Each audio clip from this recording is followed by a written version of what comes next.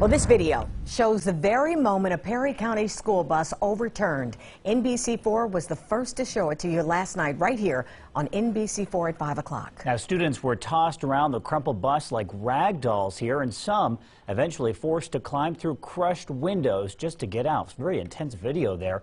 Now, seatbelts on school buses is an issue that has long been debated, and they've been an option for school districts here in Ohio since 1997. But only in the past couple of years have a couple of districts started to test them. The video from inside the crashed bus may reignite that debate at the state level. NBC4's Ted Hart is live at the State House with more on this back and forth. Ted.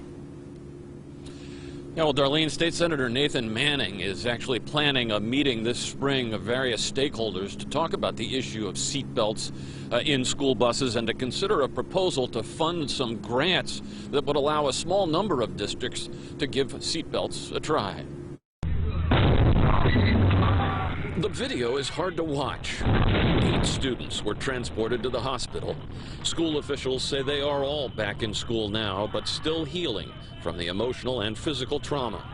School Superintendent Tom Perkins says the video does not change his belief that school buses are better off without seatbelts. And when you see that, the emotion tells you students wouldn't have been flying around the bus had they been in seatbelts. But you don't know what would have happened had they been in seatbelts. And the research and my understanding is the Highway Patrol don't support the fact that seatbelts are safer in school buses. Certainly in cars, we know that they are. For decades, safety experts have said that using high-backed and padded seats close together creates compartments to keep students safe. This theory of protection is crude and violent, and it's meant to minimize injuries, but not to prevent them.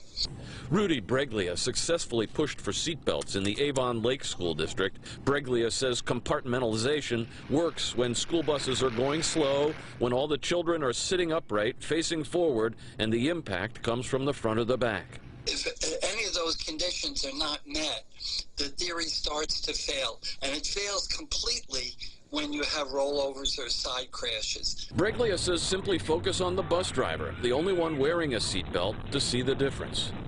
But some argue seatbelts could also do more harm. For instance, cases where the bus is on fire or underwater. Superintendent Perkins believes seatbelts could have compounded the problems here as well. As you look at that horrific video, imagine half of those students hanging there in a seatbelt and no one able to cut them out. So they're there. Any injuries that would have occurred could have been worse. And of course, a big factor in all of this is cost. Seatbelts add about $8,000 to the cost of a new school bus. And while advocates admit that that sounds like a lot of money up front, they say that it actually boils down to about 3 cents per child per day. Local for you and live at the State House, Ted Hart, NBC4. All right.